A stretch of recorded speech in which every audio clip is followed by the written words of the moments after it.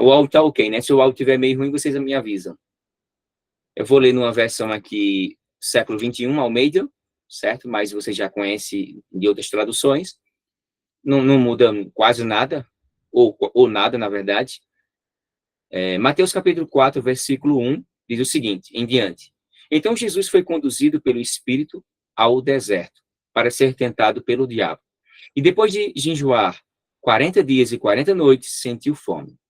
Então o tentador aproximou-se dele e disse, se tu és filho de Deus, ordena que estas pedras se transformem em pães. Mas Jesus lhe respondeu, está escrito, nem só de pão viverá o homem, mas de toda a palavra que sai da boca de Deus. Então o diabo o levou à cidade santa, colocou-o na parte mais alta do templo e disse-lhe, se tu és filho de Deus, lança-te daqui para baixo, porque está escrito, ao Senhor, aos seus anjos. Porque está escrito, aos seus anjos dará ordens a teu respeito, e eles te sustentarão com as mãos, para que não tropeces em pedra alguma. Jesus lhe disse, ou Jesus lhe respondeu, também está escrito. Guarde bem essa palavra também, tá certo? Palim, no grego, se eu não estiver enganado. Não tentarás o Senhor teu Deus. O diabo o levou ainda a um monte muito alto e mostrou-lhe todos os reinos do mundo e a sua glória, ou a glória deles. E disse-lhes, eu te darei tudo isto, se prostrando me adorares. Então Jesus lhe ordenou, vai de Satanás, pois está escrito, ao Senhor teu Deus adorarás, e só a ele prestarás culto, ou servirás. Então o diabo o deixou, e vieram anjos e passaram a servi-lo. Amém? A Assembleia não tem isso muito, né? Amém? Irmãos, é um enorme prazer estar aqui novamente, né? Sobretudo, agradecer a Deus primeiramente, e aos demais irmãos, o professor, mestre e presbítero, pastor, o irmão, eu já ia falar o outro irmão que não está aqui na live, mas o irmão Samuel, né? O irmão Samuel está dando um subtoque aqui no som. O irmão Samuel, um grande amigo, professor Rony, também, que foi o elo para eu chegar até o nosso irmão Samuel. É uma grande satisfação de vocês confiarem em mim, pelo o mínimo de conhecimento, ou que eu possa contribuir e ser contributivo na vida de vocês. E é uma passagem que eu gosto muito, que é a passagem de Mateus, capítulo 4. E eu não estou olhando para vocês, né, eu tenho que olhar para a câmera, agora que eu percebi. Estou olhando para o celular aqui. Vê só, o texto da narrativa da tentação de Jesus Cristo, ela está registrada em Mateus capítulo 4, e os demais irmãos sabem que ela também é dita lá em Marcos capítulo 1, verso 12 e 13, e também tem o texto paralelo lá em Lucas capítulo 4, verso 1 ao 13. Então, o texto inicialmente, né, ele diz assim, então foi conduzido Jesus pelo Espírito ao deserto, para ser tentado pelo diabo. Lá no grego ele diz, tot ho Jesus anerte eisten eremon, hypotu pneumatos perastenai hypotu diabolo. E o texto de Mateus capítulo 4, verso 1, ele já começa já com um famoso então. Você já parou para pensar em quando começar um capítulo, já começar com então? Então, quase não se entenderia nada. Não sei se você já fez essa reflexão. Vou começar a me adaptar com o celular aqui, que eu estou olhando em vocês, e ali é que vocês estão me olhando. Então, eu vou olhar para ali. Então, quando a gente analisa o então, a gente começa a entender o antes, o durante e o depois. A pergunta surge, e eu faço essa reflexão para vocês. A palavra então, em português, seria o quê? Abrindo até um parênteses aqui. Eu fico impressionado, meus irmãos, na internet, quando eu vejo alguns que se titulam de peritos nos originais, de conhecedores de hermenêutica, de exegese, que nem sabem pronunciar os nomes básicos de análise. Eu vi um cara que se titula aí, uns 3 na internet, ele falou, vamos fazer uma análise sintática. E ele é perito no grego, no hebraico. Meu Deus do céu, como é que a pessoa despreza tanto a sua própria língua e se diz ser um perito em outra língua. Eu acho que quando a gente não conhece o nosso idioma, a gente dificilmente vai se tornar um perito em outra língua. Se eu não valorizar a minha própria língua, o meu próprio vernáculo, rapaz, eu me distancio muito. Esse povo, eles não sabem diferenciar um adjetivo de um advérbio. Eles não sabem diferenciar um verbo modal de uma locução verbal, um verbo de estado de um verbo de ação, um tempo verbal no subjuntivo em detrimento de um indicativo, ou até mesmo o substantivo dúvida, diferentemente do verbo duvidar, dúvida, duvidar, eles confundem muito. Por isso, meus amados, de forma geral, inicialmente, valorizando até a minha profissão de professor de língua portuguesa, de linguística, eu sempre falo para os meus alunos que antes de estudarmos os originais, o hebraico, o aramaico, o grego, ou mesmo o latim, nós deveríamos, antes de tudo, conhecer, entender e compreender profundamente o nosso idioma, primeiramente, de tudo. Por quê? Porque sem conhecimento do nosso próprio vernáculo, ficará difícil compreender a profundidade do próprio, a profundidade e sutileza linguística dos originais. Se eu não domino, se eu não tenho conhecimentos basilares, vai ser difícil eu fazer uma análise segura, uma análise precisa, correta das escrituras. Afinal, como diz uma frase antiga, a clareza na interpretação, ela começa com o entendimento adequado da linguagem. Mas, enfim, esse então aqui, ele é o quê, na verdade? Depende do que tipo de análise eu queira fazer.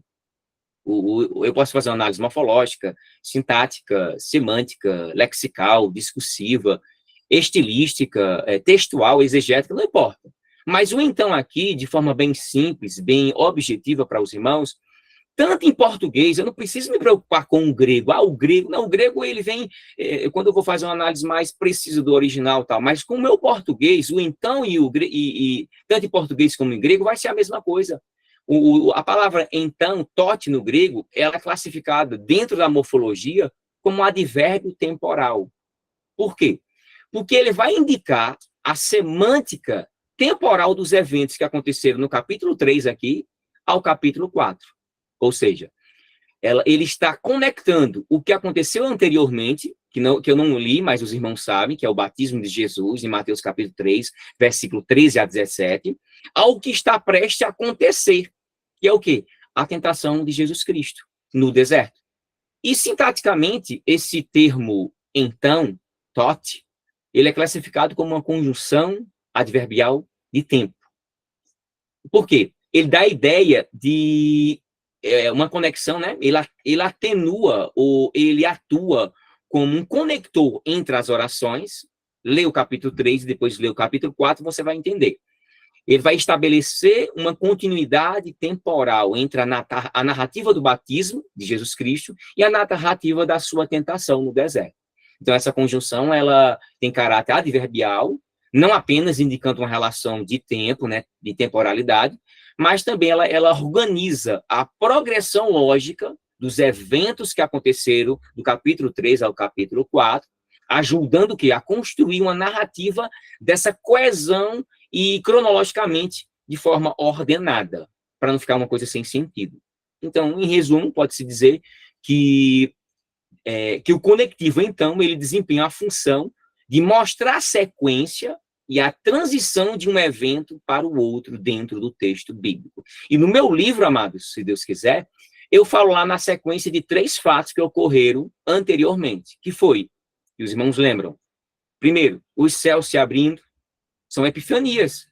O primeiro foi os céus se abrindo. Segundo, o Espírito Santo descer. E o terceiro, o próprio Deus falando. O próprio Deus ali dizendo, eis, este é o meu filho em que eu muito amo. Que é o versículo 17, né? E uma voz do céu disse, este é o meu filho amado, de quem me agrado. Capítulo 3, versículo 17 aqui de Mateus. Então, a gente vê o que aí? Esses 3 fatos que ocorreram. A gente se conhece também que é o período intertestamentário. O próprio Deus, ele rompeu um silêncio de 400 anos E ele fala ali, este é o meu filho em quem eu amo. E, dando prosseguimento, não estou tendo feedback do meu próprio áudio. No mesmo versículo, nós podemos ver também, notar, se a gente for bem curioso, e eu sou bem curioso e sistemático, nós podemos notar a dupla preposição, né, ou repetição da preposição pelo, que é hipo. Foi conduzido pelo Espírito ao deserto, para ser tentado pelo diabo, né? Tot ho Jesus anerte eisten eremon hipotu pneumatos, perastenai hipotu diabolo. Então, lá nós temos hipotu pneumatos e hipotu diabolo.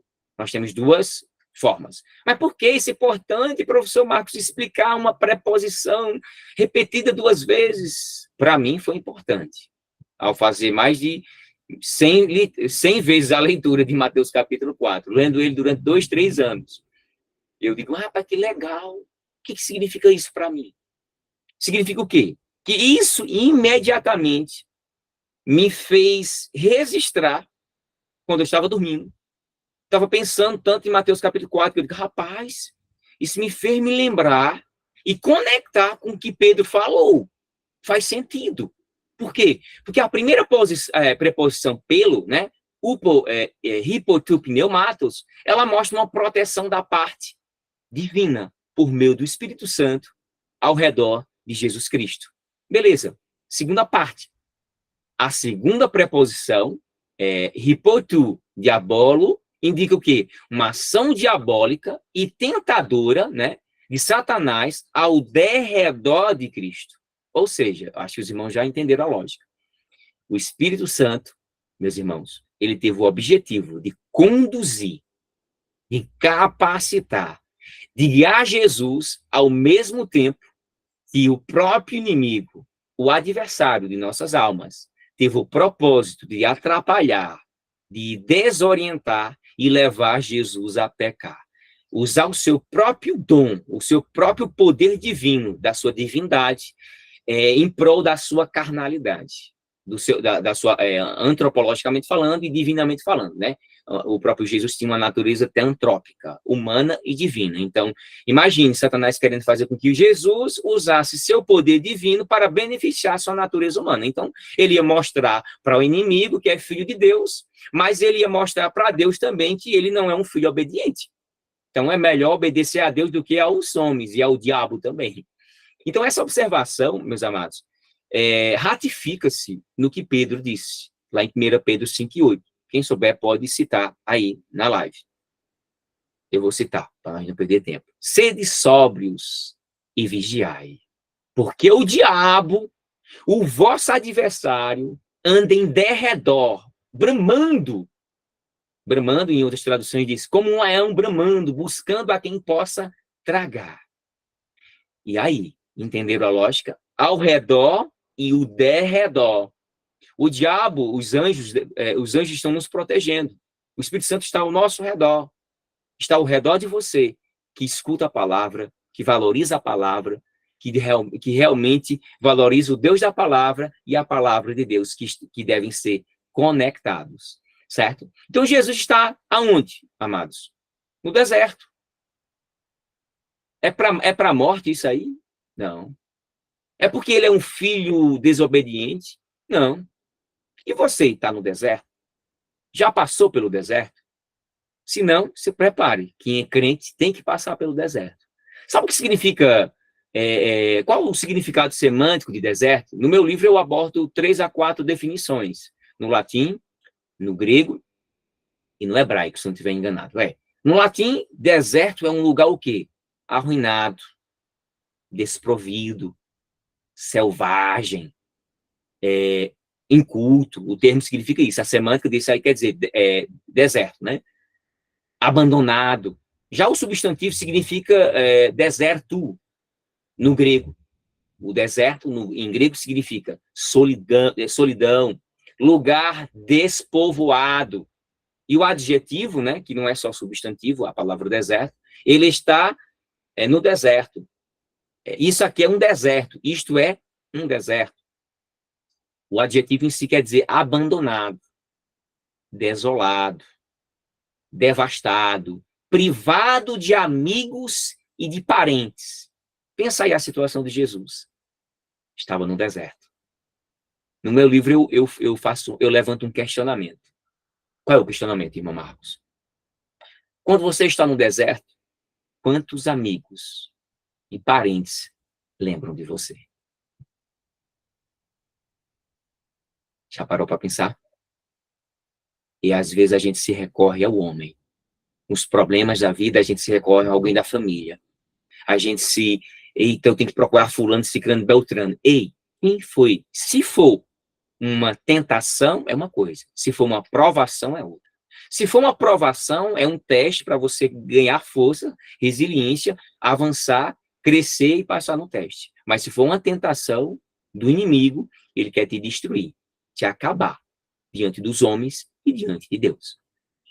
Mas, entenda, o deserto não é para destruir a minha pessoa nem a sua pessoa. Quando eu e você estamos no deserto, grave bem. Que sim, tem a definição do hebraico também, midbar, né? Midbar quer dizer deserto, vem da raiz de bar, que é palavra, fala, discurso, coisa. E no hebraico moderno é falar. Aí quando eu conectei isso aí, deserto, Jesus no deserto, se mortificando a carne, para enaltecer o seu espírito, eu percebi que é no deserto, conforme Oséias 13:5 me ensinou fortes lições espirituais. Se você está no deserto, não se preocupe. Por quê? Porque é no deserto que conhecemos mais profundo o nosso Deus. Como disse o profeta Joel. Joel não, perdão. O profeta Oséias. Eu te conheci no deserto e em terra muito seca. Será se isso estaria implicitamente nos dizendo que é no deserto que eu e você aprendemos a nos calar para ouvir a voz do nosso Criador? Já parou para pensar nisso? Já parou para refletir sobre isso? Que deserto tem a ver com fala, discurso, silêncio, desprovido de muitas pessoas ao nosso redor? Já? Eu vou te passar 5 lições. Umas 5 lições sobre só esse versículo aqui. Primeiro, depois de grandes bênçãos divinas, temos que abrir os nossos olhos espirituais e nos preparar para grandes adversidades do inimigo. É o que aconteceu com Jesus Cristo. Segundo, que todo cristão genuíno irá passar por testes na vida, mas deve ser guiado ou direcionado pelo Espírito Santo. Eu posso até passar no deserto, eu posso até passar por privações, eu posso até tentar passar aqui, nessa provação, mas isso aí aqui é um teste para a minha vida. Mas eu tenho que ser guiado pelo Espírito Santo. Eu vejo muita gente hoje em dia desvalorizando o Espírito Santo, a questão pneumatológica. Coitado dessas pessoas, coitado dessas igrejas que, infelizmente, desvalorizam o Espírito Santo. Terceira, quarta e quinta lição. Que o diabo ele não deve ser tratado como uma mera influência, uma força ativa, uma ilusão, mas como uma pessoa verdadeira. 1 Pedro 5:8. Qual outra lição eu posso passar? Que passar por provações, ou até mesmo por tentações, meus queridos, na vida cristã, não quer dizer que o crente está em pecado. Eu já escutei tanto. Está passando uma provação, ele está em pecado. Está passando uma tentação, porque ele é pecador, ele está em pecado. Não, não, não. A gente passa por tentações e provações porque somos pecadores. Somos filhos de Deus. E a última lição, de 10, né? São 10 que tem no meu livro em cada versículo, mas dá para me lembrar aqui pelo menos de uma, a quinta. Que Deus nunca será o acusador ou o agente da tentação. Grave bem o que eu falei. Deus, tem gente que diz assim, eu estou sendo tentado, eu acho, Deus, para de me tentar. O diabo está me provando. Totalmente errado, esses dois crentes, neófitos, sem instrução. Amados, Deus não tenta ninguém. Deus prova. O diabo é que tenta. Certo? Que Deus, vou ratificar aqui, viu? Deus não será e nunca será o acusador, o agente da tentação. Por mais que eu sei, mas é porque você não sabe que o termo peirasmo significa tentação e provação. E aí, Marcos? Sim, vai depender do contexto, criatura. Filho de Cristo. Tiago 1:13. Vá ler um pouquinho, vá meditar um pouquinho. Deus nunca vai ser o acusador ou o agente da tentação. Sim. Aqui nessa situação de Mateus capítulo 4, acrescenta aí como informação adicional para a sua vida espiritual. Aqui em Jó foram as únicas vezes, ou talvez exceções, em que Deus, grava bem, viu? Se utilizou da tentação para servir como um instrumento de bênçãos ou propósitos soberanos, uma vez que ele não tenta ninguém. Tiago, capítulo 1, versículo 13. Ficou entendido isso? Amém. Glória a Deus. Vamos para o segundo verso, para não passar uma hora no versículo 1, porque dá para passar uma hora no versículo 1. Você já sabe da minha prolixidade, que eu gosto muito. Verso 2. E depois de jejuar 40 dias e 40 noites, sentiu fome. Ou seja, e tendo jejuado, presta bem atenção no tempo verbal aí. Eu sei que tem o particípio aí, né? Uma questão do particípio. Eu acho que eu vou falar. Deixa eu botar aqui o... Fazer assim que é melhor. Pronto, assim é melhor. Porque eu fico smoking sem me ouvir. E tendo dias e 40 noites, depois teve fome. Eu vou fazer algumas observações para vocês entenderem o verso 2. Às vezes, amado, a gente tem um problema de querer ler a Bíblia bem rápido, né? Eu demoro 1 hora para ler o verso 1 aqui. Eu demorei mais... Eu passei horas. Eu passei umas 8 horas lendo o verso 1. Foi 2, 3 anos lendo essa passagem bíblica, né? Então, tem como escavar bem muita coisa. Em português, em grego, em tudo, né? E tendo jejuado 40 dias e 40 noites, teve fome. O que é que a gente pode extrair? Quais observações nós podemos extrair no verso 2? Muita coisa. No meu livro eu gasto, acho que 8 a 10 páginas, só para explicar isso aqui. Mas eu não posso ser tão prolixo aqui nessa questão. Vou ser bem resumido para os irmãos. Vou tecer algumas observações. No início é dito assim, e tendo jejuado, cai nestelsas. Cai nestelsas. Nós temos uma conjunção aditiva aí, né, em português, e, que é o cai, anteposto essa locução verbal, né, tendo jejuado, né, nestelsas, que, inclusive, está no grego como particípio auristo ativo, na ordem nominativo singular. Professor, o que significa isso? Vou explicar. Isso significa dizer que o verso aqui, ele inicia nos informando que Jesus havia concluído o jejum com água, ou estava finalizando, pois ainda teria que vencer as provações severas do adversário mais à frente. Qual outra observação? Eu percebi que há uma sequência cronológica dos acontecimentos entre o verso 1 e o verso 2. Depois leia com calma, você vai notar que entre o verso 1 e o verso 2 se passaram cerca de 39 dias, e somente no verso 2 ao 11 está sendo executado e concluído o 40º dia de jejum.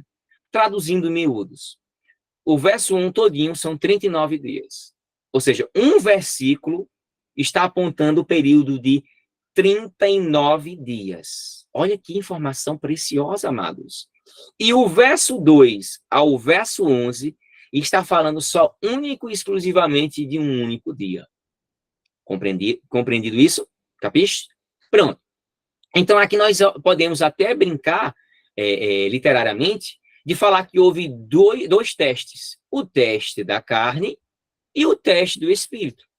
O teste da carne é o quê? O intervalo do verso 1 e 2, ele vai mostrar que nossa vitória ou a nossa derrota no último dia da prova será determinado pelo que for feito durante os 39 dias. Isso é chamado em quê? O que atualmente? Processo. Tem crente que não quer passar por dificuldades, provações, tentações, porque ele quer ser vitorioso. Mas entre você ser tentado ou provado e você vencer, existe um chamado processo. Se eu eliminar ou antecipar isso, eu vou ser um crente que não vou ter experiências espirituais nunca. Nós temos que ter experiências espirituais, meus amados. A ênfase aqui, ela recai sobre o último dia, que é o combate ou conflito principal. E isso nos revela algo indispensável. O quê? Que a carne milita contra o espírito. Assim, quem for mais alimentado, ou a carne ou o espírito, no final vencerá a batalha e isso determinará cabalmente a nossa vitória. Logo, o mais importante, diante de tudo isso, é sabermos que Jesus Cristo, ele colocou suas necessidades espirituais como primazia. Isso mesmo. Por isso ele buscou matar a carne, abster-se de alimentação para elevação espiritual. Por quê? Porque nós sabemos que jejuar é mortificar a carne para liberar a expressividade da fé. E por isso que Jesus fez, por isso que Jesus fez isso como uma disciplina espiritual unida à oração, que fez o fortificar e o preparar para uma grande missão que viria de vir. Então, só nesse verso 2, eu vou extrair de forma sintética, bem objetiva, 5 lições. Primeiro, o jejum sempre está presente na vida de genuínos cristãos. O jejum, eu não gosto de jejuar, não. Pois é. Jesus jejuou porque eu sou melhor do que ele. Nós, em si, devemos ter essa consciência que o jejum ele faz parte da vida de genuínos cristãos. Segundo, não existirá vitória na vida cristã sem pagar o preço. Gravou? Vitória sem pagar preço é pegar atalhos. Eu sempre fiz essa reflexão. Terceiro, o verdadeiro binômio da vida cristã se chama o quê? Oração e jejum. Outra lição, o jejum é para poucos, assim como o melhor desta vida é para poucos. A intensidade consciente e responsiva do seu jejum determinará o grau da sua fé e revelará o termômetro da sua santificação. Certo? Verso 3. Então o tentador aproximou-se dele e disse-lhe: se tu és o filho de Deus, ordena que essas pedras se transformem em pães. Verso 3. E chegando-se o inimigo, o tentador, ele disse: se tu és o filho de Deus, cadê? Ordena que essas pedras se transformem em pães. Veja só. Vamos parar para pensar. Se o tentador usasse sua fala mansa, ou uma fala mentirosa, vamos colocar aqui uma fala mentirosa, ou de maneira talvez agressiva, de forma irônica, explícita, e questionando Jesus de forma intimidatória, eu tenho certeza que certamente Jesus iria imediatamente e instintivamente iria se esquivar, com certeza. Ele iria dizer: sai daqui, diabo, né? O diabo não teria êxito algum. Mas, com certeza, eu creio que o inimigo, ao perceber que seus planos poderiam, de alguma forma, ir de água abaixo, então ele não fez isso. Ele não queria cometer um risco que poderia afetar, talvez, o seu plano maléfico. Porque a gente pensa, né, que o diabo irá se apresentar de forma rude, agressiva, destrutível, enganadora ali, ou destrutível, você vai perceber imediatamente. Não, esses adjetivos, eles não são expressos corretamente. Os efeitos maléficos do diabo, ele é bem sutil, ele vai te enganando. O diabo, ele vai nos enganando, né? Te engana não. Ele vai nos enganando. O diabo, ele age de forma sutil, de forma branda, e sempre com aquele linguajar aparentemente convincente e atraente, mas no fundo é falacioso, é destrutível. Amados, o inimigo, ele se alimenta e se fortifica pelo pecado consumido em nossas vidas. Eis o motivo das abstinências serem rápidas. Depois leia aí, Tiago 1, 14 e 16. Saiba que os banquetes do diabo sempre serão esteticamente prazerosos e carregados de segundas intenções. Entretanto, devemos enfaticamente corrigir algumas observações negativas de algumas pessoas. Eu pequei porque o diabo me fez pecar. Eu só estou assim desviado, meu irmão, minha irmã, e vivendo no pecado ainda porque o diabo me colocou aqui. Irmãos, essas e outras justificativas, elas são falaciosas. Podem até ter um fundo de verdade, como eu coloco no meu livro, né? E o dedo, né? A influência de Satanás, mas não são completamente verdadeiras. Por que eu estou dizendo isso? Que apesar das tentações serem primariamente frutos da ação diabólica, isso não quer dizer que será ele, o diabo, que irá decidir por mim se eu vou pecar ou não vou pecar. Ele pode até lançar suas iscas, porque ele é expert nisso, né? Mas quem decidirá aceitar pecar ou não será eu. A responsabilidade é minha, é sua, é nossa. Então, não devemos transferi-la ao tentador. Ele pode até começar, mas só eu é que decido se vai terminar ou não. Uma vez que as tentações, teologicamente e biblicamente, provêm do diabo e companhia limitada, da carne, do mundo, mas elas só entram em execução pela minha autorização e permissividade. Então, o diabo, ele pode sim, ele pode até me levar ou me conduzir ao pecado, mas de lá para frente, a escolha será deliberadamente minha. Então, nesse verso 3, para não ficar muito extenso, eu queria passar pelo menos 5 lições básicas, repetitivas, para enfatizar na sua mente. O jejum sempre será presente na vida de cristãos. Não podemos neutralizar nossas forças quando formos surpreendidos. 3, não temos que dar ouvidos às forças contrárias, mesmo que sejam fortes. Não deveríamos. Amado, não dê ouvidos às sugestões nocivas do inimigo de nossas almas, porque elas são falaciosas. E, por fim, o diabo pode até me levar ou me conduzir ao pecado, mas será de lá para frente, a escolha será deliberadamente minha. Se tu és o Filho de Deus, então manda que essas pedras se transformem em pães. Se tu és, eu no vídeo anterior do nosso outro vídeo, eu falei que o se, ele tem 2 tipos de valores, né? São vários, né? Mas os principais que a gente pensa é que é uma conjunção condicional, um valor de condicional ou casual. Se for de condicional, vai ser caso, desde que. A gente pode trocar. Se for de valor causal, então vai ser já que, visto que, uma vez que. Essa conjunção inicial da oração, ó. Se tu és filho de Deus, ordena que essas pedras se transformem em pães. O que isso quer dizer?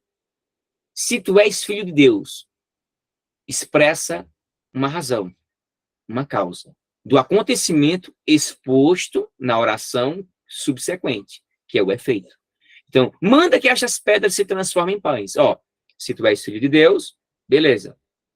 Manda que essas pedras se transformem em pães. quando a gente olha a causa e olha o efeito, a gente vai perceber, perdão, que o se ali, ele não tem valor condicional, mas casual. Tipo, já que tu és o Filho de Deus, então ordena que essas pedras se transformem em pães. Visto que tu és o Filho de Deus, ordena que essas pedras se transformem em pães. Uma vez que já foi falado que tu és o Filho de Deus, ordena que essas pedras se transformem em pães.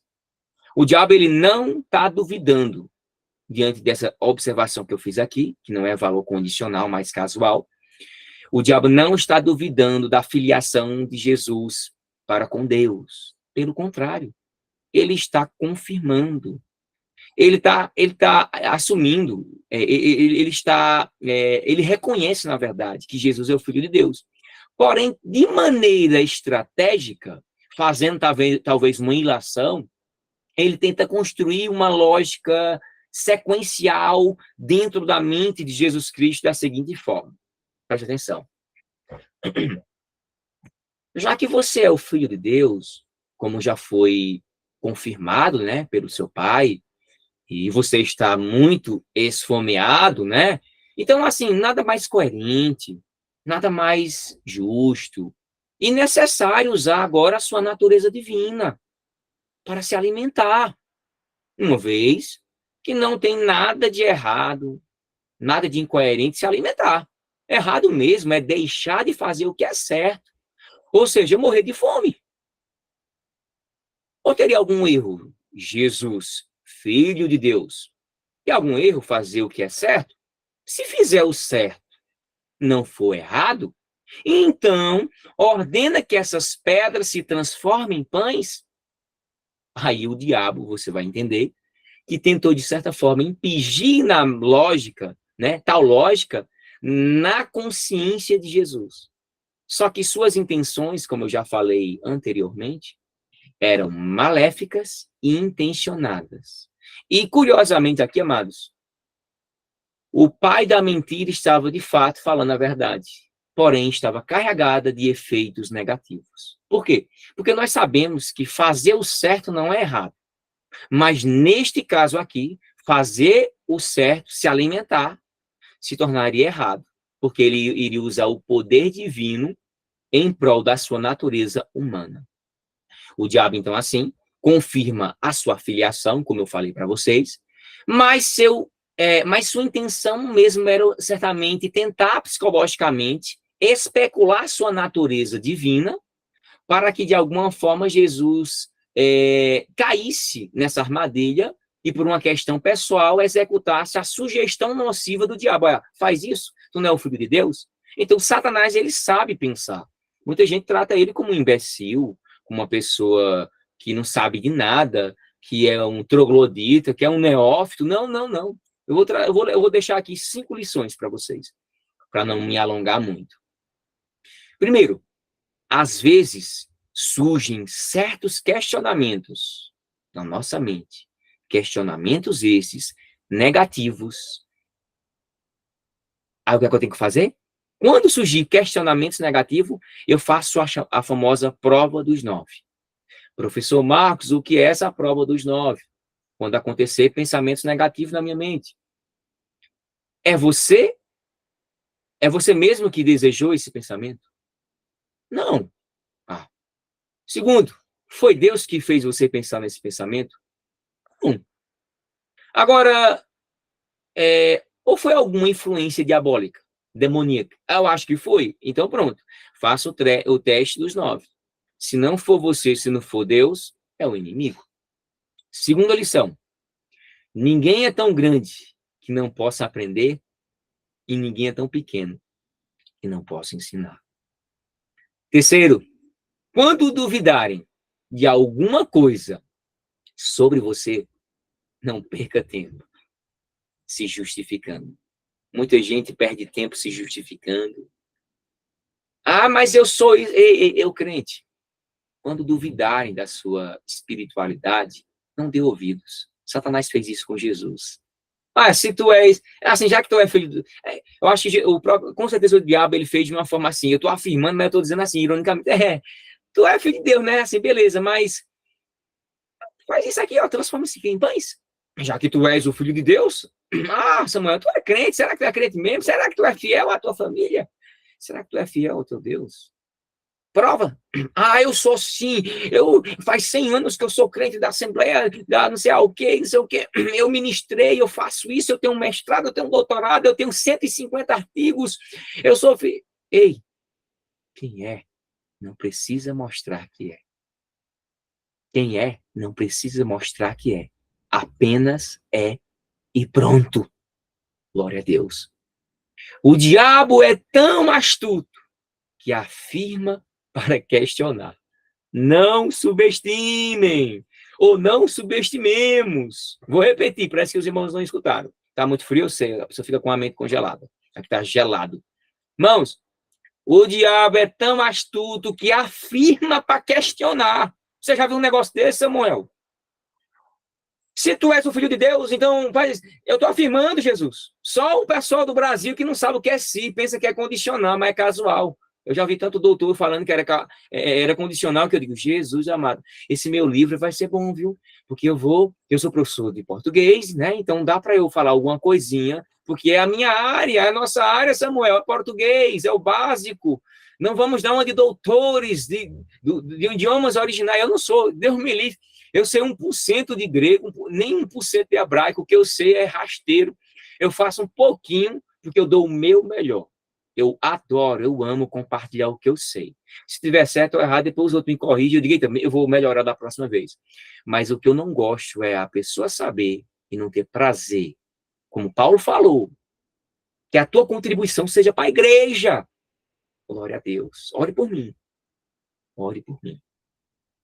Ore por minha família. Ore um pelos outros aqui. O inimigo não quer que você interceda por ninguém. Que você não tenha esse momento único de reflexão. Glória a Deus. Verso 4. Para não passar uma hora aqui. E ele, porém, respondeu: está escrito, nem só de pão viverá o homem, mas de toda palavra que sai da boca de Deus. Está escrito aonde, Jesus? Tu está vendo isso aonde? Ô, crente, tu está combatendo o mundo, o pecado. As palavras negativas com o quê, crente? Jesus combateu com a palavra. Jesus foi guiado pelo Espírito Santo de Deus.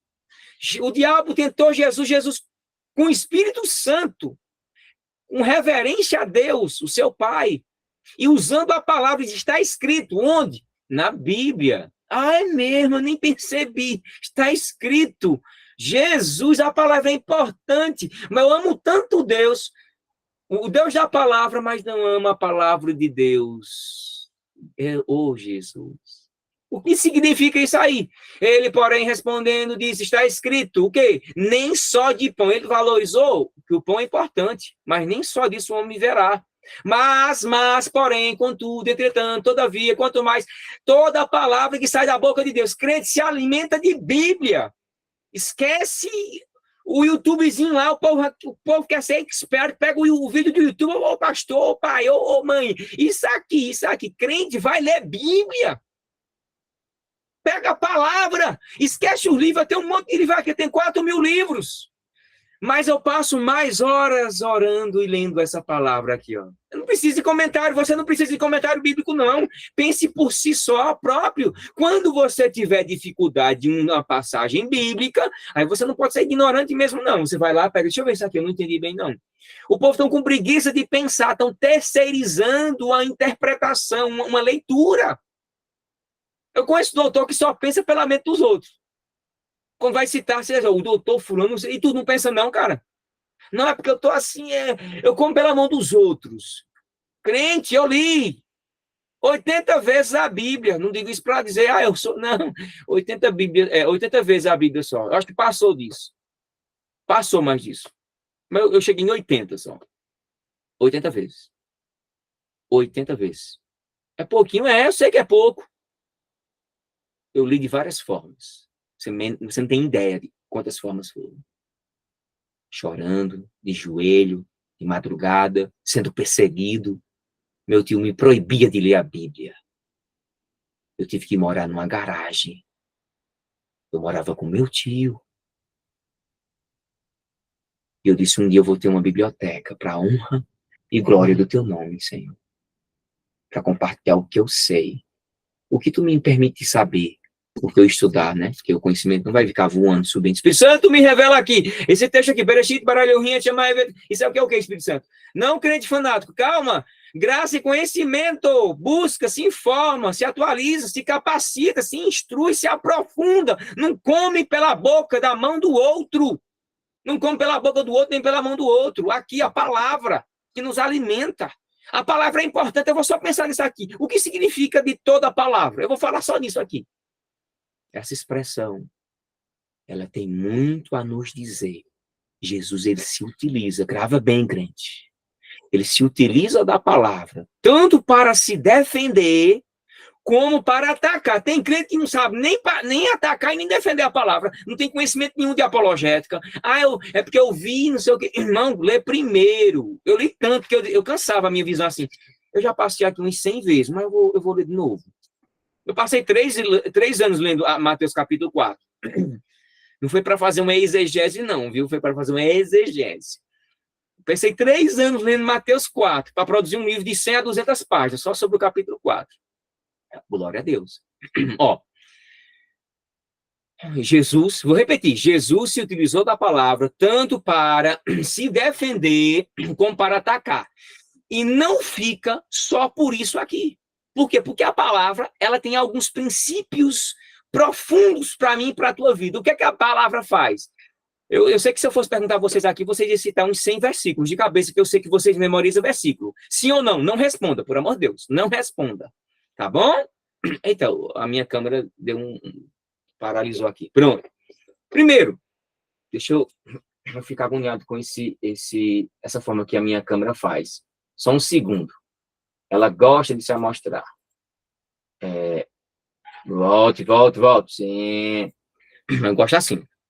Ó, primeiro, a palavra nos liberta. João 8:32. Conhecereis a verdade vos libertará. Se, pois, o Filho de Deus vos libertará verdadeiramente, sereis livres. Tu tem de cabeça isso aí. Ela nos purifica, Salmo 119, versículo 9. Ela purifica o ser humano. Ela nos santifica, João 17:17.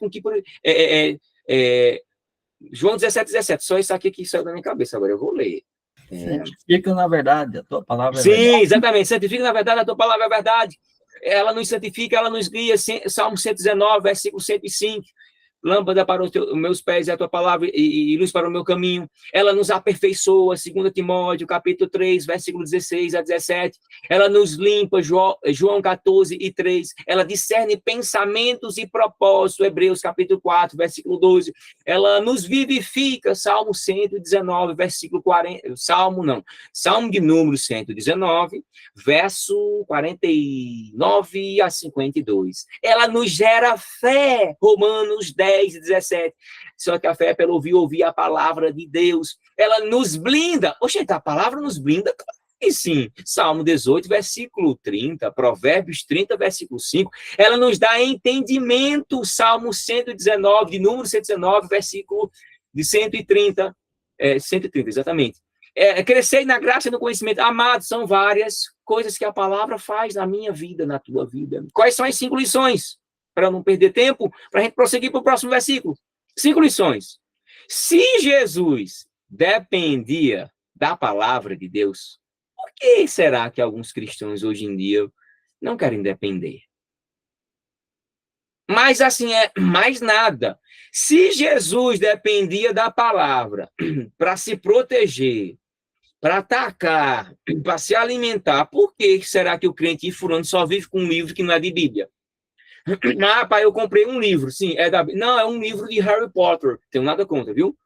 Eu comprei não sei o quê, o box não sei o quê, eu comprei não sei o quê. Marcos, eu tenho 100 livros sobre essa temática. Sim, mas tu já leu a Bíblia toda? Não. É porque assim, quando eu tiver um tempo de terminar de ler esses outros livros, eu vou ler a Bíblia toda.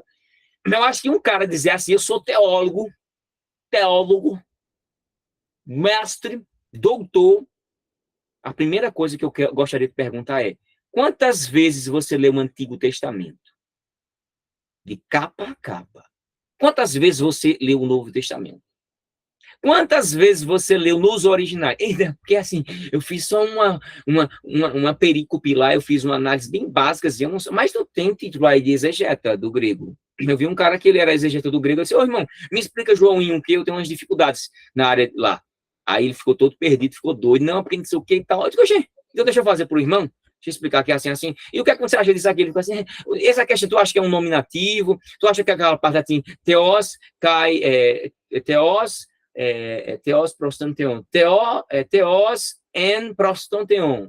Não, teos en hologos. É mais ou menos a parte final do verso 1, na parte C. Aí ele disse, eu não sei não, tu acha que o teos ali, ele é nominativo? Ele é o quê? Ou o roteos? Ele ficou perdido, eu sabia que o único nome, os dois nominativos ali, o que pega o artigo, né? Ele é o final. E Jesus, o Deus da palavra, né? João 1, né? Deixa eu ler para os irmãos, porque os irmãos devem estar pensando assim, o que é que esse irmão está falando? Vou ler para os irmãos, João 1:1. João 1:1.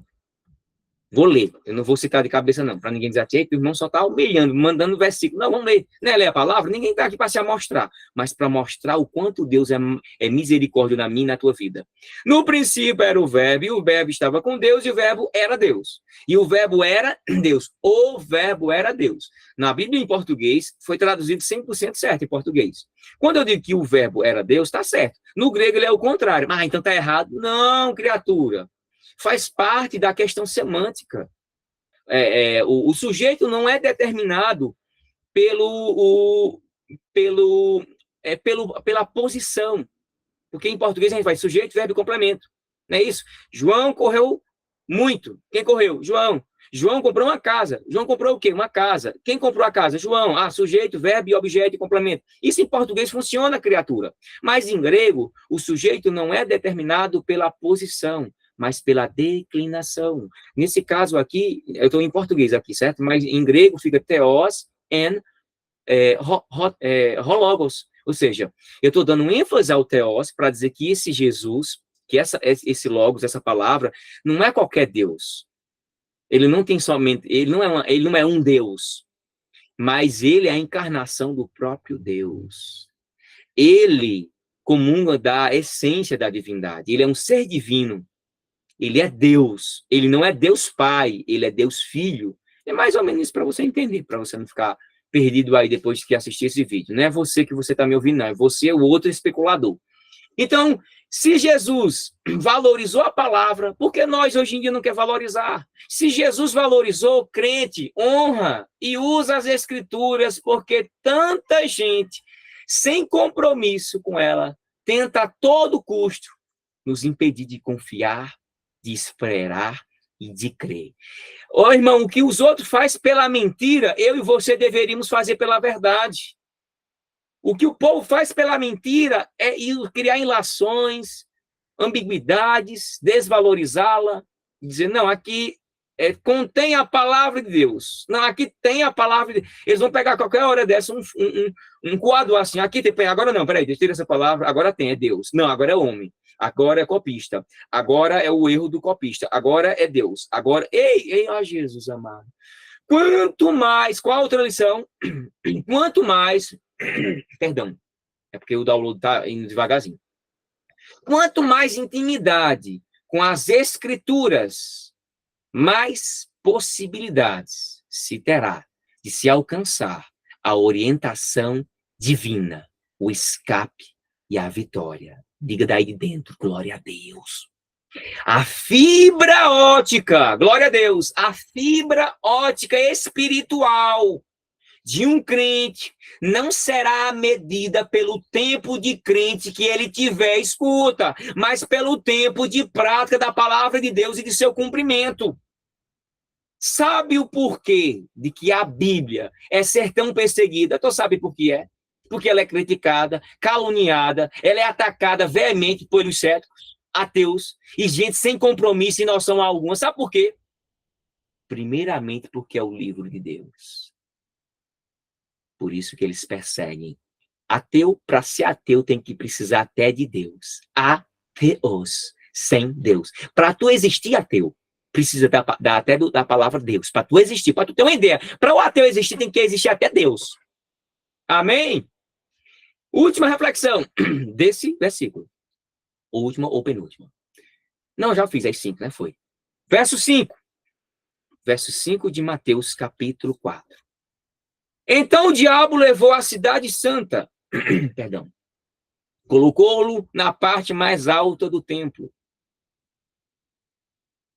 Quais são as lições aqui que eu poderia tirar com os irmãos? Olha as intensidades que Satanás fez com o Filho de Deus. O que é que eu vou pegar lições aqui.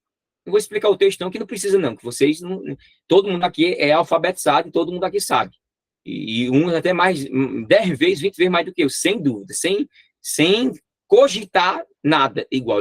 A minha parcela de contribuição aqui ela é mais básica, mas ela é profunda para você entender. Quais são as lições? Só desse versículo. Depois de grandes vitórias, grava bem, vou falar bem calmamente.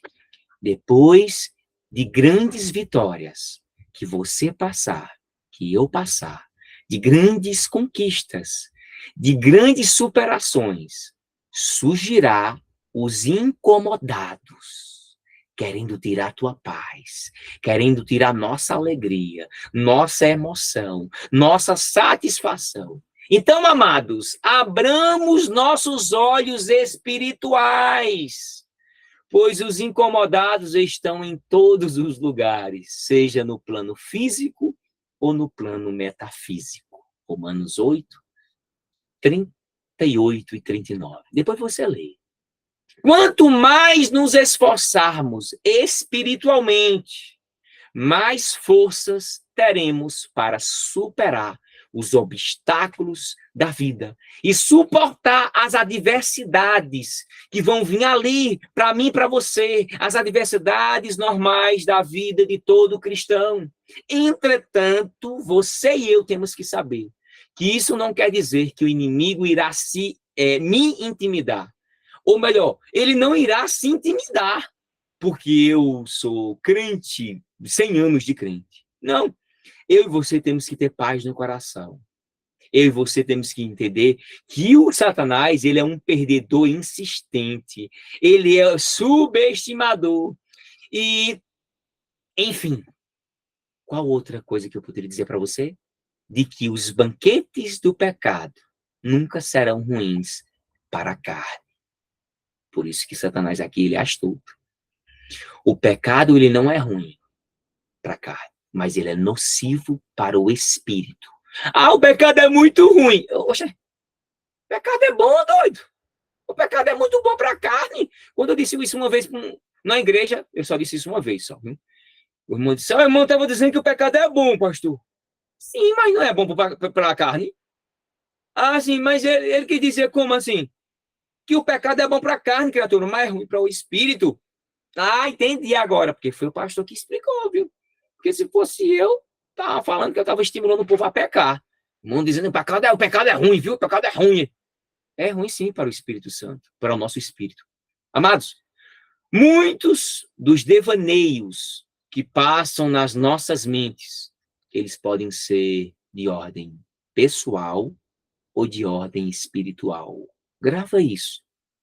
Não venhamos tentar limitar ou restringir em um único bloco de resposta que o pecado é do cão. É ele que não, é da minha carne, da minha natureza. Última reflexão. Qual delas? Tem 10, né? Então eu vou escolher só uma. Os seres demoníacos podem proporcionar experiências muito nítidas diante dos meus olhos, dos nossos olhos, das nossas mentes, dos nossos sonhos. Cuidado com o que tu estás sonhando.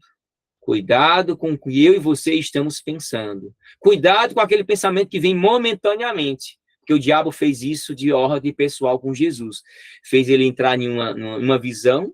Se o diabo já faz isso muitas vezes comigo, com você, imagine ele se materializando diante de Jesus. Amado, os seres demoníacos, eles podem proporcionar tudo isso. Mas eu vou dizer uma coisa. Nem sempre, quando eu e você pensar nisso, esses pensamentos serão de fato positivos.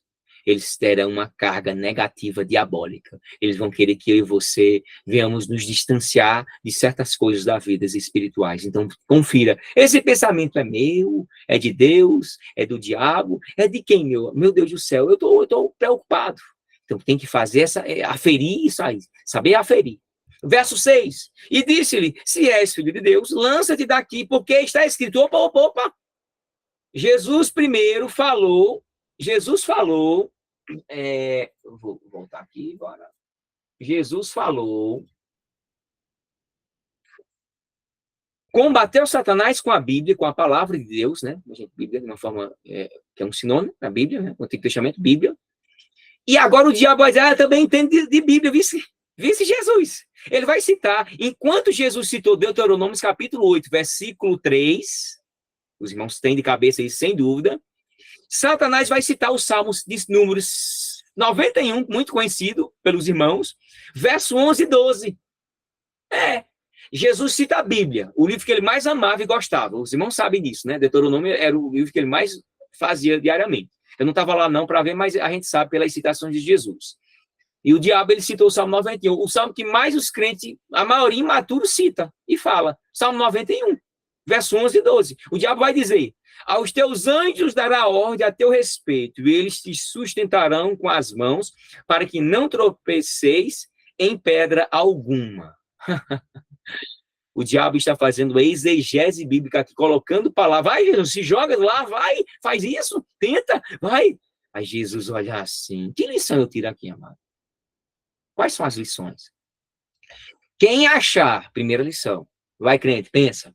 Quem achar que o diabo e os demônios não conhecem as escrituras, como eu já vi muita gente falar, é um crente iludido, é um crente liberal, libertino, cético e subestimador. Não, o diabo sabe tudo isso, sabe todas as idiomas, criatura. Todos.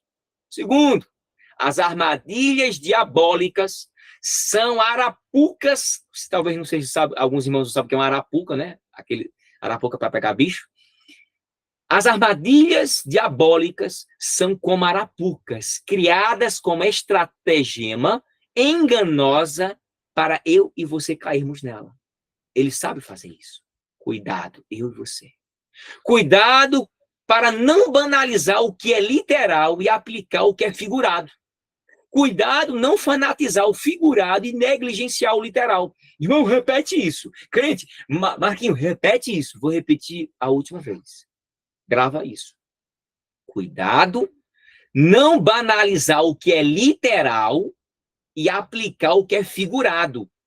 E cuidado, não fanatizar o figurado e negligenciar o literal. E, por fim, tentar a Deus se baseando em textos isolados é cometer um duplo suicídio hermenêutico e físico, interpretativo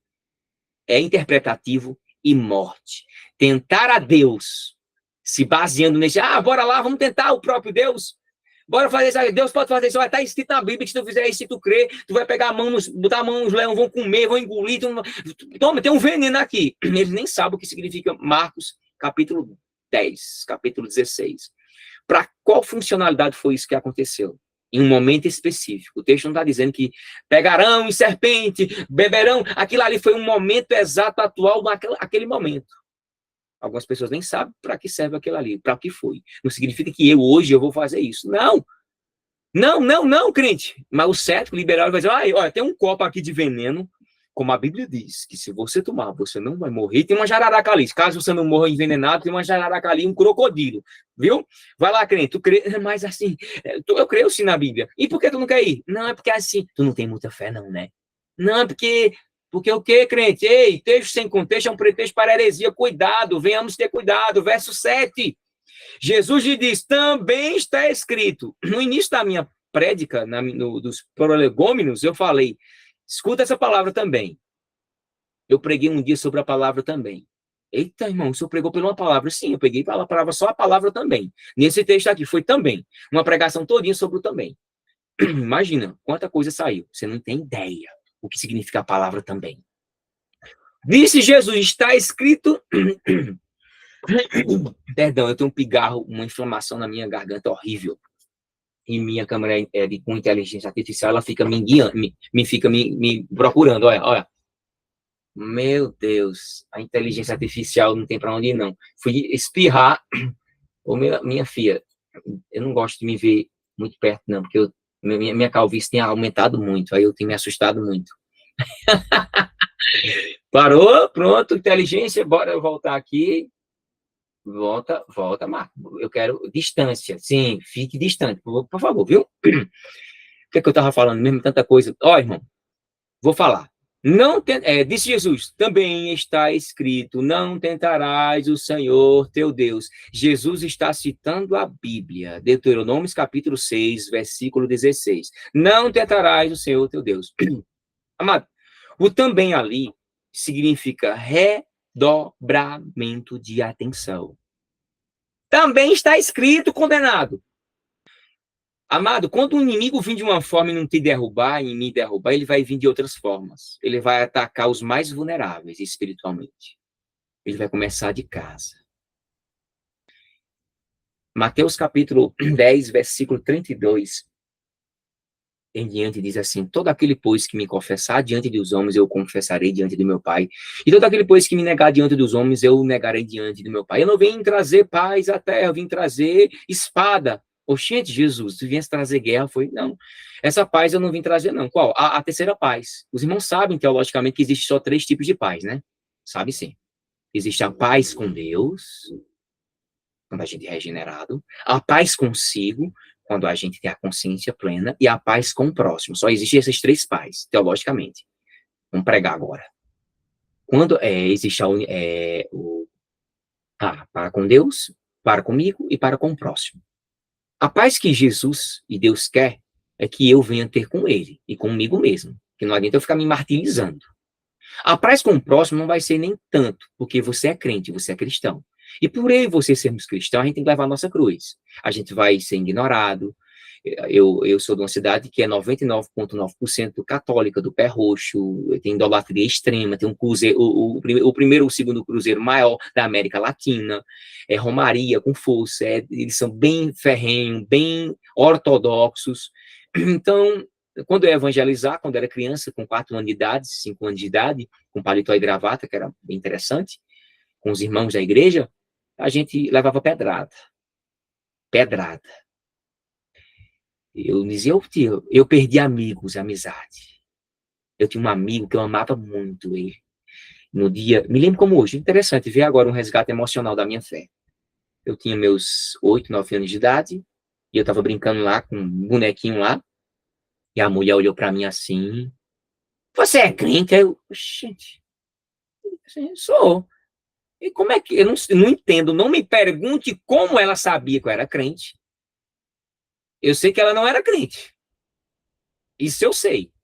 Ela olhou assim, ela gigante, parecia 2, 3 metros de altura. Eu pequeno, né? Quem é criança vê o povo tendo gigante, né? Eu disse, sim, eu sou. Pois, a partir de hoje, eu não quero que você brinque com meu filho. Aí eu, entra pra dentro. A menina entrou e disse, meu Deus, sai chorando. Cheguei em casa chorando e disse pra minha tia, por que ser crente é tão ruim? E eu chorando, soluçando. O que foi? Ela veio o quê?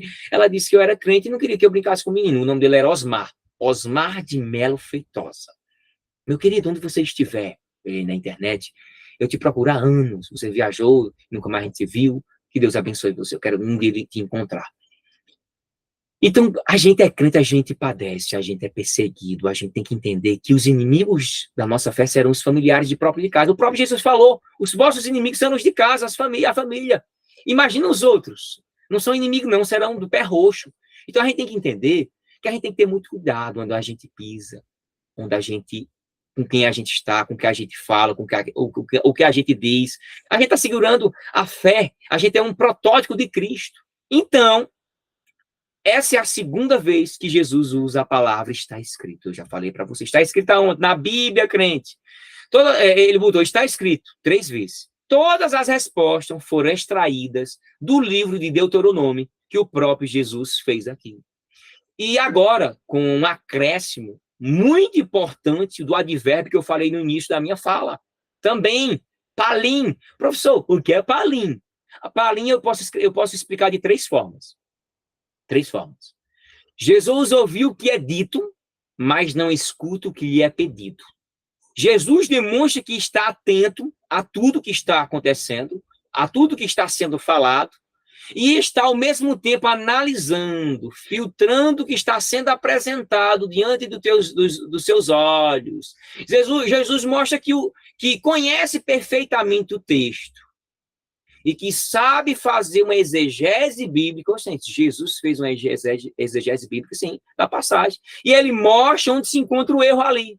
Jesus vai corrigir a interpretação do diabo e mostrar a passagem que acaba de vez por toda com esse abuso textual e falacioso do diabo. Olha, tu pode fazer isso, faz isso. Aí Jesus diz, não tentarás o Senhor teu Deus. Também está escrito. Também, em língua portuguesa, é o quê? Indica uma inclusão de algo. Também, Satanás, eu também tenho que dizer uma coisa para você. Contudo, o advérbio grego que eu falei nesse instante, palim, quer dizer novamente. Gramaticalmente quer dizer repetidamente, de novo, outra vez, mais uma vez. Satanás, tu não vai me derrubar, tu não vai fazer me confundir. Quantas vezes a gente vai ali, ó, Satanás vai colocando coisa na nossa mente, diante dos nossos olhos, usa uma pessoa, amigo, colega, familiar, uma esposa, um esposo, um filho, um parente, uma avó, uma tia, uma nora, um genro, um novo, seja o que for, usa alguém para tirar você do sério. Eu também te digo uma coisa, eu sou crente, viu? Está escrito, ao Senhor teu Deus adorarás e somente a Ele servirás. Gramaticalmente você já sabe. Linguisticamente é o quê? Redobramento de atenção. Como assim? Não vacilar e não subestimar o diabo, o inimigo. Jesus está dizendo assim, também não vou vacilar aqui não. Teologicamente quer dizer o quê? Os irmãos sabem do versículo. Orai e vigiai. Na verdade, o espírito está pronto, mas a carne é fraca. Orai e vigiai. Mateus 26 e 41. Amado, quem está de pé, cuide para que não caia. 1 Coríntios 10 e 12. Isso é teologicamente, irmão, biblicamente. O que mais? Ó, resistir a ele e ele fugirá de vós. Tiago 4 e 7. Amado, o redobramento de atenção é fundamental para não incorrermos em erros espirituais. Isso só mostra nesse texto aqui que Jesus dizia certas coisas, dizia o que pregava. O que ele dizia, ele também pregava, ele também praticava. Orai e vigiai. Sua teoria, a teoria de Jesus, vinha da prática. Eu vejo muita gente só teorizando. Só teoria, é teoria. Mas tu pratica isso? Ah, porque assim, a minha teoria vem da minha prática. Esse binômio de teoria e prática nos revela o quê? Vigiai e orai. Que a oração é algo espiritual. É no espírito. Ela é como um instrumento de me fazer me conectar com Deus.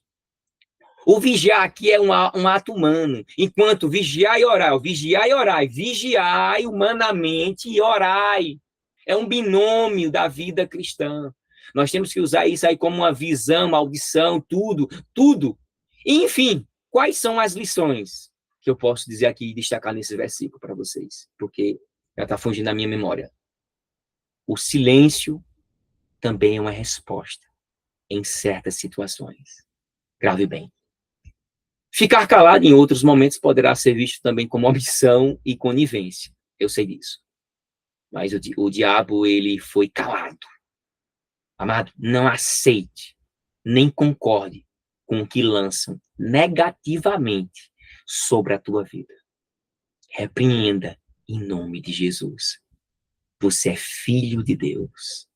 Você é filha de Deus.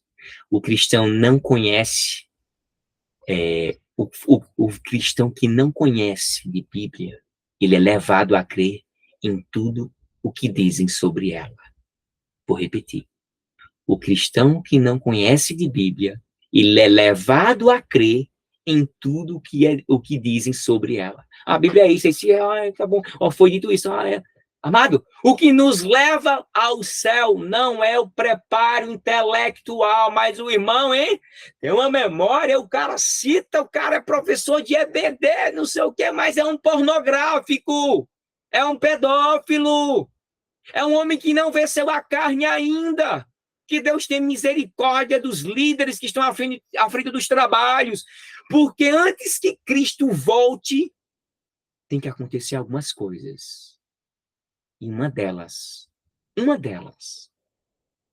você já sabe, é a apostasia. É o escândalo. É o escândalo. Fulano, pregador cicrano, teólogo com 150 livros, olha. É um demônio. É um demônio. Não vive o que prega. A comida é boa, mas o prato é sujo. Sangue de Cristo tem poder. O que nos leva para o céu não é o preparo intelectual, mas o espiritual.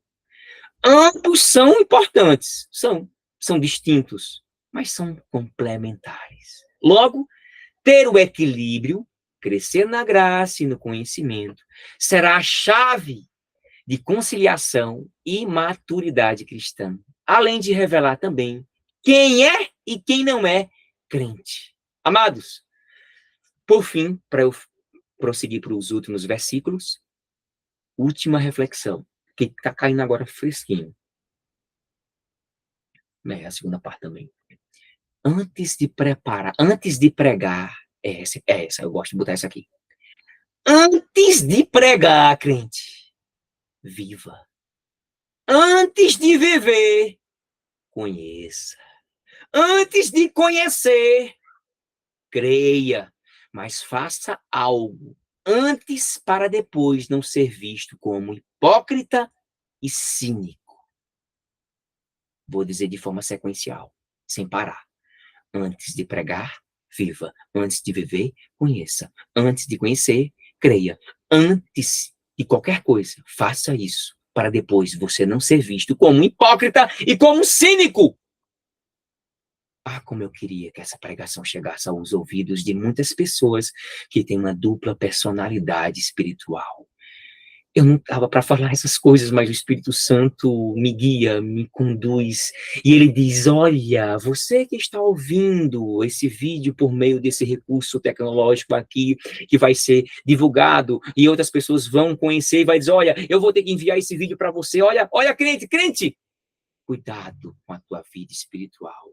Não troca a tua vida espiritual, ministerial, teu dom, tudo que Deus te deu por um momento visual. Não porei coisa má diante dos meus olhos. Não deixe a tua carne ganhar. Não deixemos a nossa carne. Eu vou corrigir a homilética, viu? Não deixemos a nossa carne reinar. Não deixemos ela nos humilhar. Vamos mortificar ela dia e noite sem parar.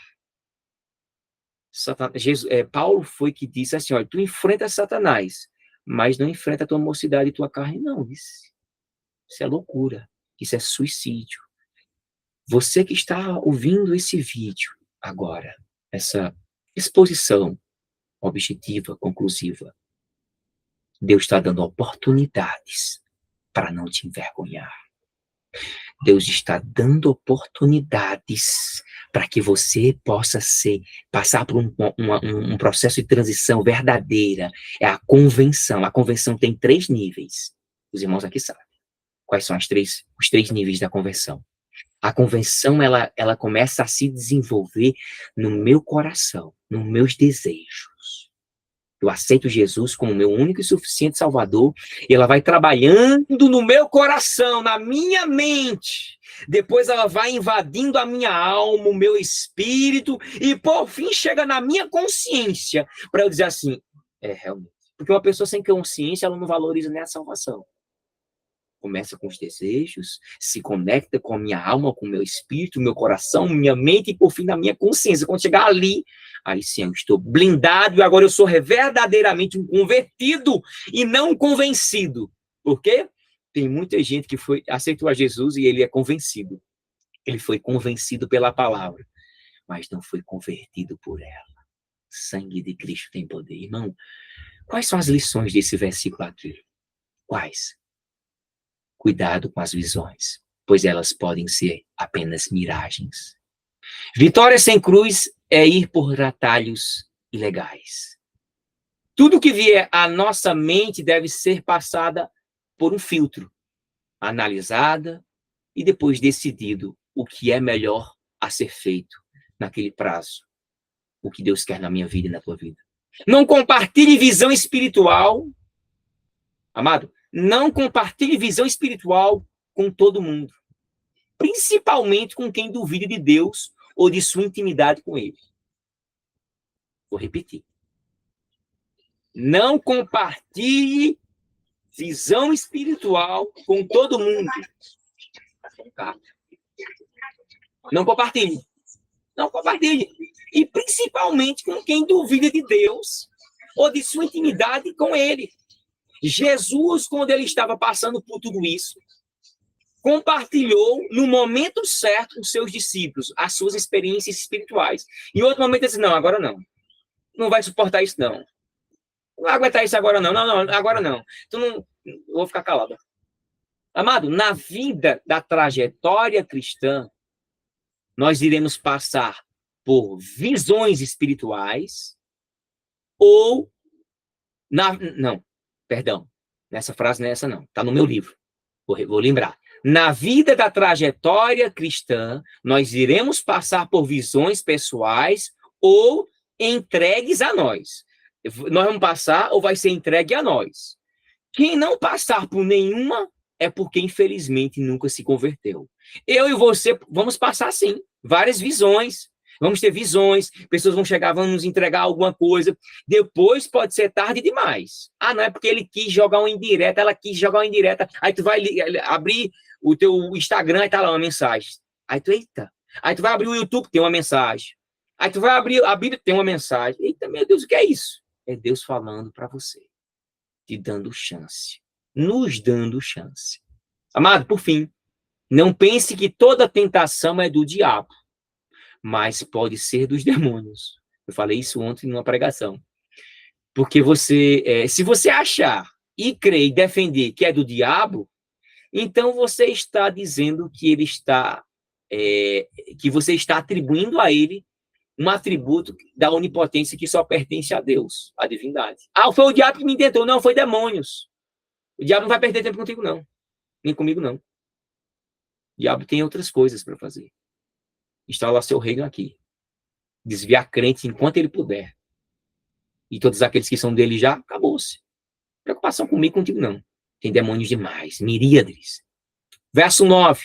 E disse-lhe, eu te darei tudo isso, se prostrando me adorares. Mas ele, esse demônio. Então disse Jesus, vai de Satanás, porque está escrito, ao Senhor teu Deus adorarás, e somente a ele prestarás culto. Então o diabo deixou e vieram os anjos, e passaram a servi-lo. Amados, vou fazer uma pergunta a vocês. Quais os motivos do diabo para pedir a adoração de Jesus? Você já parou para pensar? Quais os motivos que levaram ao diabo pedir a adoração a Jesus, o Filho de Deus? Nunca parei para pensar nisso não, irmão Marquinhos. Pois é. No meu livro eu ia botar 100 motivos. Já parou para pensar? Seria um outro livro. Mas eu vou destacar alguns aqui. Eu tenho uma mente muito fértil já. Os irmãos já perceberam. Minha professora na faculdade de letras disse, não. Eu disse assim, meu irmão não. Né? Tudo é irmão. Marquinhos, cria uma situação assim, conecta com isso. Você demoraria quanto tempo para criar isso? Eu já criei. Estela Ateliane, ela. Graduação, na ESA César. Aí ela, quer que eu conte a senhora? Conte. Ela me testou. Ela criou um monte de coisa para ver se eu criava uma... Em quanto tempo eu criava? Aí eu fui, criar. Aí, ela olhou para mim e disse, ela sentou e disse, não, você tem uma mente fértil demais, então deixa para lá. Parabéns. Eu estou impressionado. Então, eu sou de criar. Eu passei horas, eu passei dias, eu passei semanas, eu passei meses pensando por que danado o diabo pedir adoração a Jesus. Eu vou dizer algumas. Hipoteticamente, porque eu não sou Deus. Poxa, irmão é Deus agora? Não, eu estou trabalhando no nível hipotético. Eu não estou afirmando nada. Mas eu estou trazendo algumas coisas, insights que nem todo mundo pensou. Ah, porque eu preciso do doutor aqui, o comentário. Eu disse a minha esposa, sem demagogia e sem prepotência. Eu tenho uns 50 livros aqui que falam sobre a tentação de Jesus. Quando eu olho, não dá um palmo de explicação. Eu digo, meu Deus. Eu estou vendo uma coisa aqui, não tem... Eu li todos os meus materiais de teologia, de livros de comentário, professor Samuel, e eu digo, meu Deus, por que ninguém fala sobre a tentação de Jesus?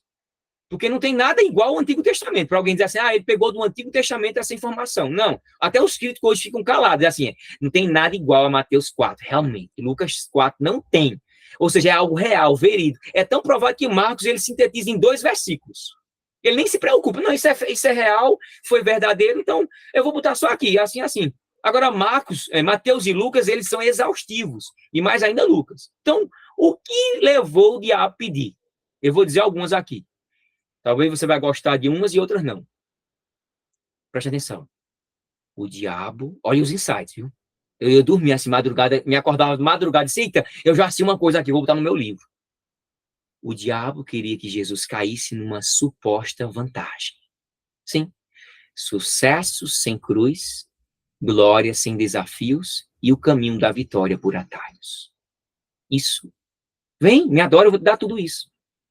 Segundo insight. Para que Jesus cometesse um ato de idolatria e Deus o punisse.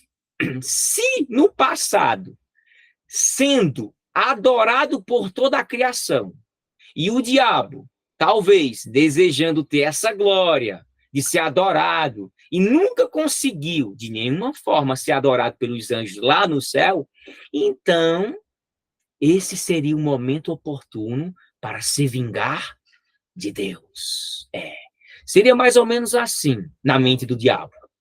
Se eu não conseguir ter o trono de Deus, nem receber a adoração devida, agora farei com o Filho do Criador. Agora farei o Filho do Criador adorar uma das suas criaturas, que sou eu. Olha que mente fértil, hein? Meu irmão não pegou isso com alguém, não.